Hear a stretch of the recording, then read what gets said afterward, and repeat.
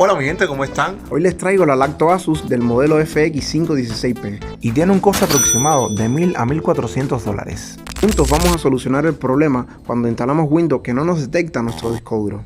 Vamos a comenzar. Primero cogemos nuestra memoria USB, pendrive, como le llamen, y la ponemos en la Lacto. Encendemos la Lacto.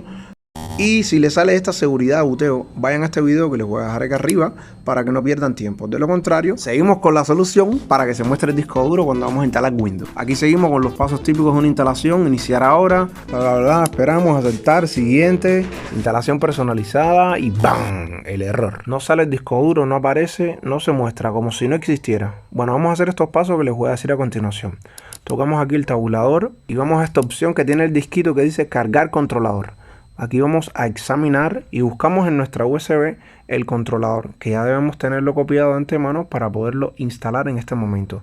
Yo se los voy a dejar ahí abajo en la descripción, que solamente es descargarlo y copiarlo para su memoria USB, no pesa nada. Ya estando aquí seleccionan la primera opción y listo, tocan Enter y ya empieza a instalarse ya el controlador para que se muestre el disco duro.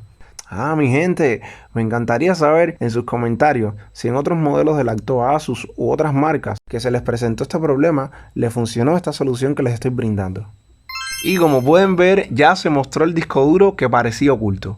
Entonces, podemos continuar con el proceso de instalación del sistema operativo. Ahora, yo les recomiendo que vean el próximo video que sigue a continuación, que les voy a dejar aquí al lado, para que no pasen por ningún otro problema que puede que les salga más adelante. Recuerden, guerra avisada no mata soldados. Déjame saber con un like si te fue útil el video. Y recuerden que arreglo de todo gracias a papá. Dios los bendiga.